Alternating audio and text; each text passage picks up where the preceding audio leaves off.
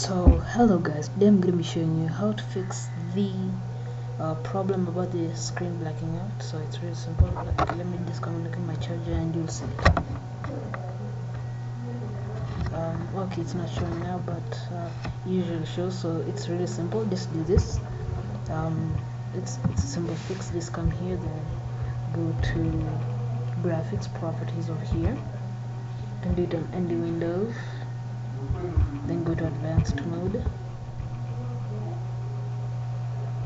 Okay, then go to power, then come over here, then on battery, then display refresh rate, then turn that off, then apply it. Okay, so that should fix your problem. It's really simple.